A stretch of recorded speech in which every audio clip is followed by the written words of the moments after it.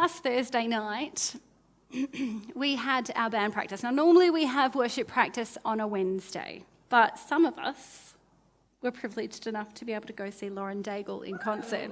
It was incredible, but, Thursday. So we had our practice on Thursday.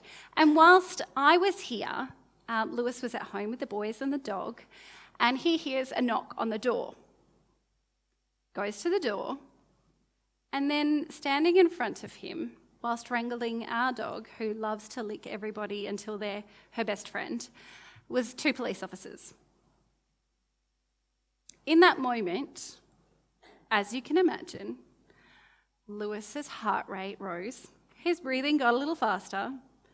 Goosebumps on his arm. Lewis had thought in that initial moment that something had happened to me. Thankfully, I was fine. They were just, unfortunately, checking to see if we'd had any suspicious activity on our security cameras as a house was broken into down the street. But Lewis felt fear. Fear is an interesting thing, isn't it? Yeah. It inspires filmmakers, roller coaster ride designers, psychologists, neuroscientists, and everyone in between. It's a fascinating and multifaceted human emotion. Now, fear is a biological response. It's a response that has been designed to keep us alive. It's primal, and we should respect it. The fearful stimuli tells our amygdala in our brain to release adrenaline, and adrenaline is our fight or flight hormone. The sole purpose of it is to get us to act. Once we act, fear is pointless. And it, generally goes away. And since acting has us empowered, we feel fantastic. At the same time, it can be unpleasant and it can interfere with our day-to-day lives. However, fear is also a source of a highly enjoyable adrenaline rush. Who likes roller coasters or show rides?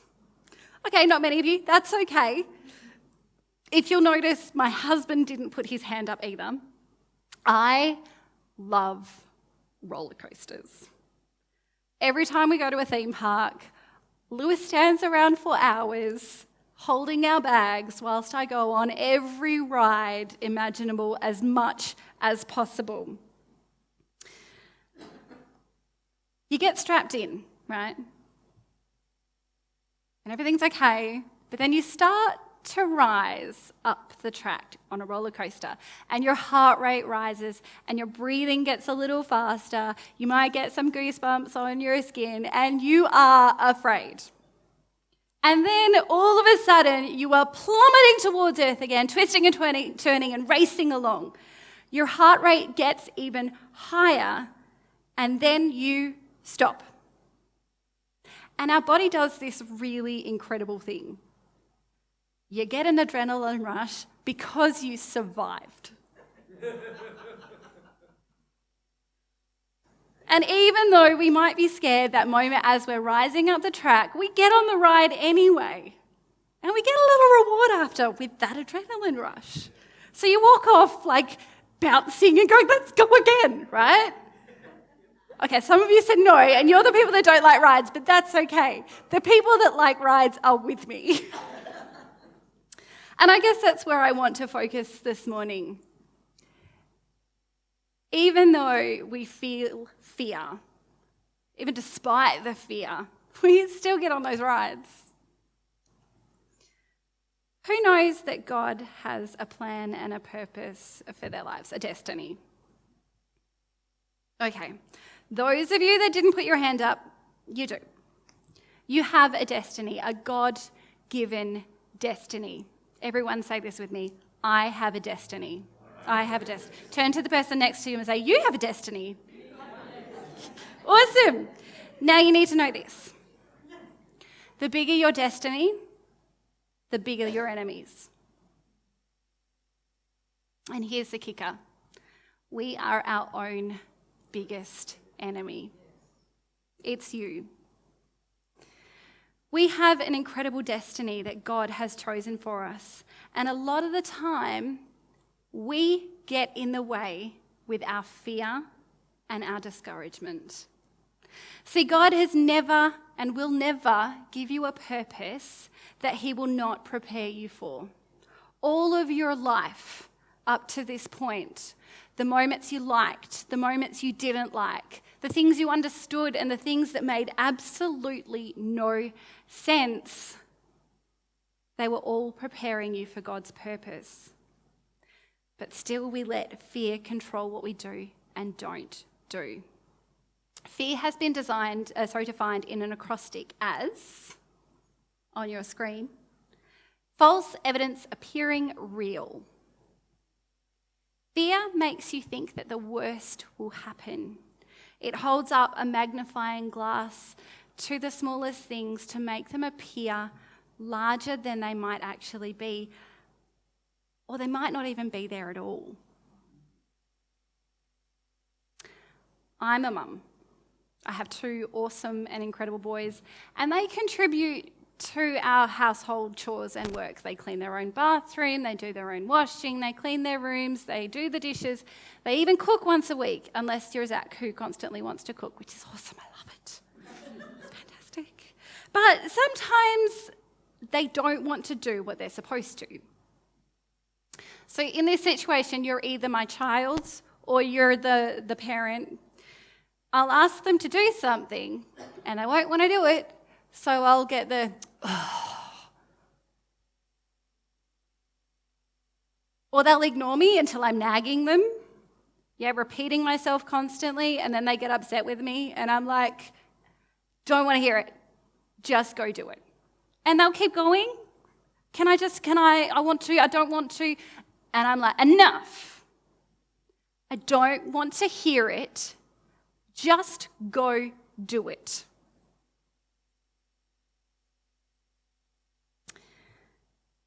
And sometimes we can do that with God too, right? Yeah, Moses sure did. When God called Moses, Moses was reluctant to do what he had been called. Moses had a million excuses. And so do you. Why you can't do it, why you can't be it, why you're not equipped, why you're not ready, why you can't go forward. How many of you have been there? Yeah, good. We are really good at talking ourselves out of things. It's how it works. We are so quick to talk ourselves out of things. But when Moses started to tell God, I can't speak, and I can't do it, and I'm not eloquent, and I'm not trained, and I'm not equipped, and I am not able. Do you know what God did? Have I not commanded you? I don't even want to hear it. Enough. I don't even want to hear it. Just go do it. Yeah? Yeah. He says, in essence, I know what you can do.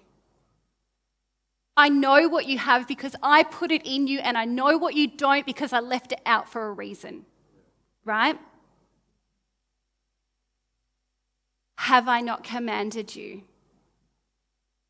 Be courageous. So when God is talking to Joshua in Joshua 1:9, and he says again to Joshua, not just to Moses, but now to Joshua, the Lord says, have I not commanded you? Be strong and courageous. Do not be afraid. Do not be discouraged, for the Lord your God will be with you wherever you go. And maybe he's saying this because Joshua has seen what happens when you don't do what you're supposed to. See, when we read this in 1 Joshua, it's at a point in the text where God is telling Joshua that the real enemies to his destiny wasn't the Canaanites, it wasn't the Hittites or the Jebusites. These were just the people that he would face. God was saying to Joshua that the real enemy is not another person. The real enemy is not the situations you will face. It was him. Now, if you don't know this, you will spend your whole life fighting the wrong thing. God says, let me tell you what to fight. Fight your fear. Fight your discouragement. If you fight your fear and fight your discouragement, you can fulfill your destiny.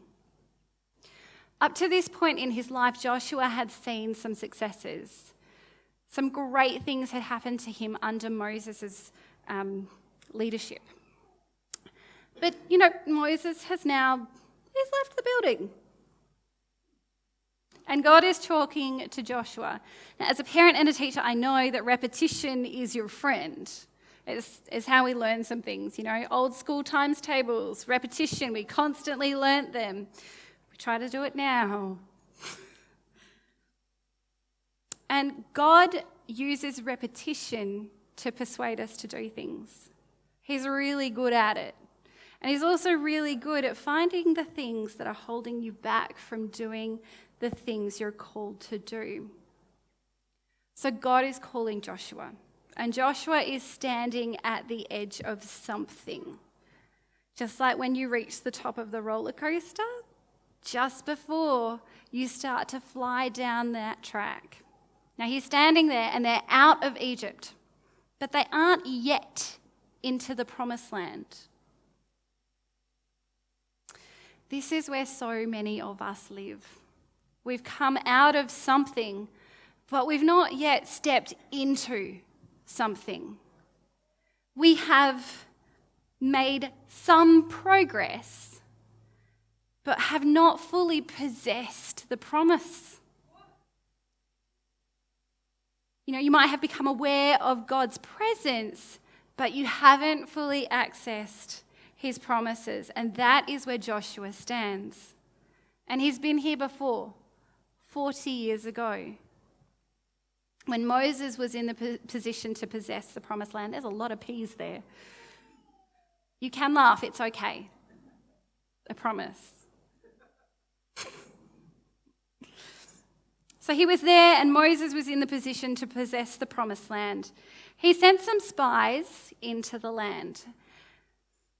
And sometimes we forget about this part in the story. We forget some of the details. But these details kept them from experiencing their destiny.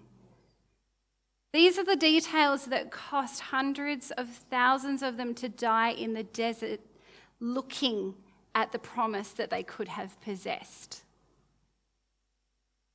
And the details are what keeps you from being the person that God wants you to be, doing the things that God wants you to do, enjoying the life that God has called you to live, the life that he died himself for you to have.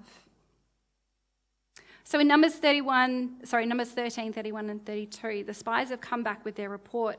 And it says, but the men who had gone up with him said, we can't attack these people. They are stronger than we are. And they spread among the Israelites a bad report about the land that they had explored. They said, the land we explored devours those living in it.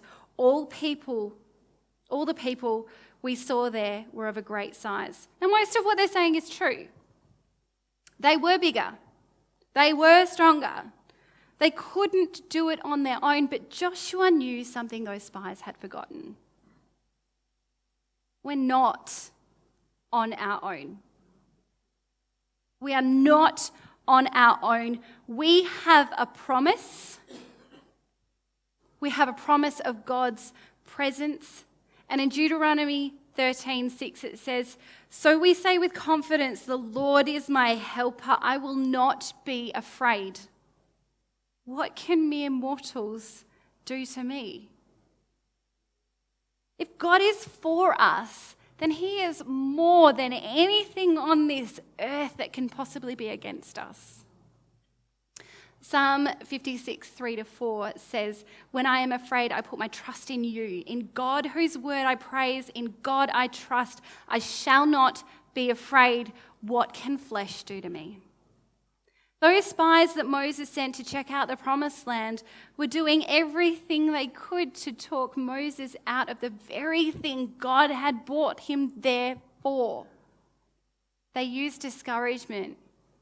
They used fear.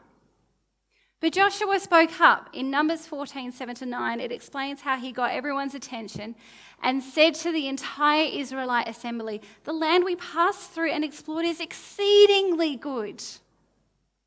If the Lord is pleased with us, he will lead us into that land, a land flowing with milk and honey, and will give it to us." In verse 9, he goes on to say, "Only do not rebel against the Lord, and do not be afraid of the people of the land, because we will devour them. Their protection is gone, but the Lord is with us. Do not be afraid of them." But no matter how hard he tried, he could not talk Moses into it. And do you want to know why? Because no one can talk you into your destiny but you. So when God speaks to Moses, he tells him what to do. Lead these people into the land. Isn't it interesting that we can talk ourselves into doing things we want, or the things that we need to do, so easily? I don't always feel like going to work. Who's with me? Right, okay. I don't always feel like going to work. But on those days when I don't feel like going in, do you know what I do? I talk myself into it. I tell myself, there's a kid in my class that might need me to comfort them. There's a kid in my class that might need my encouragement. There's a kid in my class today who needs me to believe in them because they can't believe in themselves yet. But I'll be there for them. I will share God's love with them. And one day, after I share it every single day, they will believe in themselves, just as God believes in them. And when I finish giving my prep talk to myself, I'm ready to teach. I'm ready to be there for those kids. We have to talk ourselves into our purpose. We don't need to ask God for a purpose. We already have one. But every time God wants to bring us into it, we talk ourselves out of it. This isn't the first time that Joshua has heard this. In Deuteronomy 31, Moses knew he was getting old. His time of leading the Israelites had come to an end, and he was addressing them. And as he does, he has Joshua by his side. He says in verse 2, "I am now 120 years old, and I am no longer able to lead you. The Lord has said to me, 'You shall not cross the Jordan.' The Lord your God himself will cross over ahead of you. He will destroy these nations before you, and you will take possession of their land. Joshua will also cross over ahead of you, as the Lord said. And the Lord will do to them what they did to Sihon and Og, the kings of the Amorites, whom he destroyed along with their land. The Lord will deliver them to you, and you must do to them all that I have commanded you. Be strong and courageous. Do not be afraid or terrified because of them. The Lord your God goes with you. He will never leave you nor forsake you." Then Moses summoned Joshua and said to him in the presence of all of Israel, "Be strong and courageous, for you must go with this people into the land that the Lord swore to their ancestors to give them, and you must divide it among yourselves as their inheritance. The Lord himself goes before you and will be with you. He will never leave you nor forsake you. Do not be afraid. Do not be discouraged." But when God gives Joseph this instruction, he does one better than what Moses did.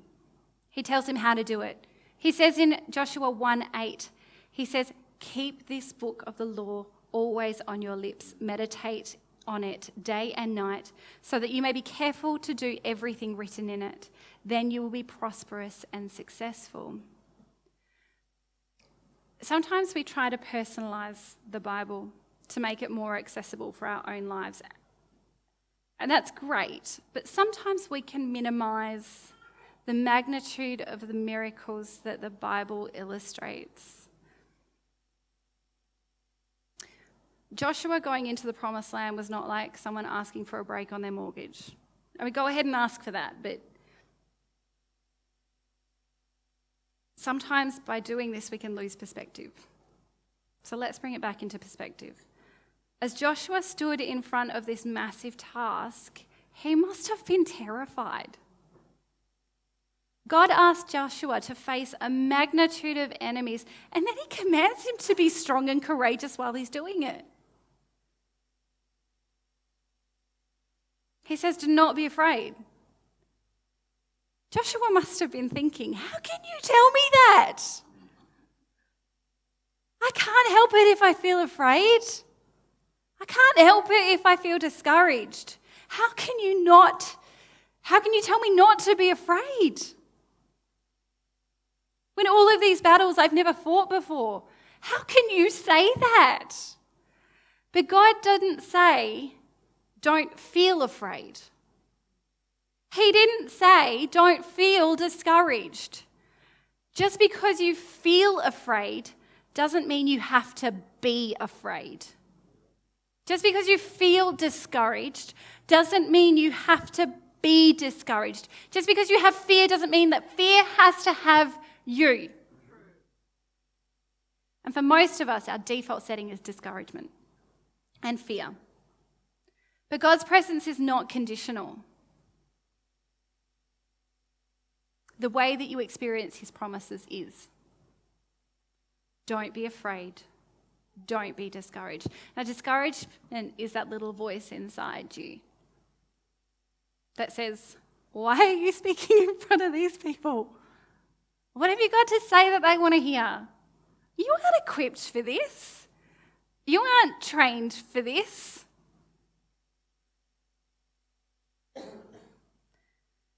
1 Corinthians 3:16 says, and it's in the Message, you realize, don't you, that you are the temple of God and that God himself is present in you. Somewhere after we learn to walk and talk, we learn to put ourselves down and we talk ourselves out of things. Just like Moses, we tell ourselves, we can't do it. We're not able. We're not equipped. We're not enough. And God wants us to take control of that conversation we have with ourselves. Because if God is in us, then we're saying that God isn't enough. We're saying, when we say to ourselves that we're not enough, we're saying that God is not enough. If we say we are not able, then God is not able, and that's just not true.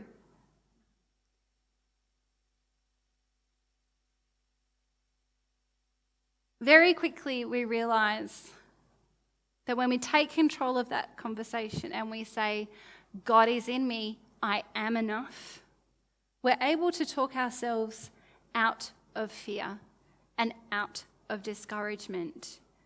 When we take control of the conversation and we say, God is in me, I am enough, we can do anything.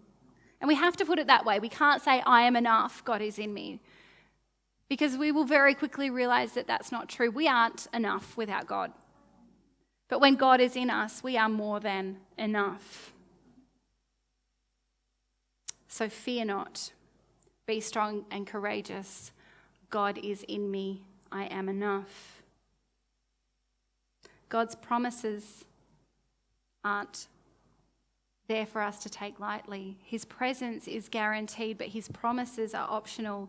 He will go with you wherever you go, but how far you go is up to you. Even if you don't go into all of the things that he has prepared for your life, he will be with you. What have you talked yourself out of? What have you talked yourself out of that God is trying to bring you into? We've all got something. We've all got something that we're talking ourselves out of right now. But here's the thing that God wants you to know. Someone here today is looking at a promise that they are not living in. And the reason that you're not living in it has nothing to do with money. It has nothing to do with time. It has nothing to do with what you've experienced in the past. It has everything to do with your fear and your discouragement. So I want to say to you today, fear not, be strong and courageous, for God is in you and you are enough. Today, I want to challenge you to take your fear, the things that are discouraging you and your worries, and I want you to leave them at the cross. Let me repeat that. Leave them there. Don't take them there and speak to God and then pick them up and walk away. Leave them there. Walk out of this building today and go after your destiny with open hearts and an expectation of amazing things that God can do in your life. I want to invite the rest of the band up. And I'm going to pray. And if you have something that you need to leave at the foot of the cross, I'm going to invite you to come forward. Now, you can do it where you stand. But by coming forward, there will be people here to pray with you. This time right now is a time where you get to choose to not be afraid. This time right now is the time that you get to choose not to be discouraged and step out in the faith that God is in you and that you are more than enough. Heavenly Father, as we stand here in your house today, we acknowledge that you are enough, that with you we are enough, that with you we can let go of fear and discouragement and shame and uncertainty and anything else that we are holding on to, and we stand here asking you to lift those chains that we've talked ourselves into and start talking ourselves into the plan and purpose that you have for our lives. Heavenly Father, we declare that with you in us, we will fear not. We will go forward strong and courageous, for you, Heavenly Father, are the waymaker. Please come forward if you need some prayer. Don't let those chains hold you in your seat. Let's stand and worship our God.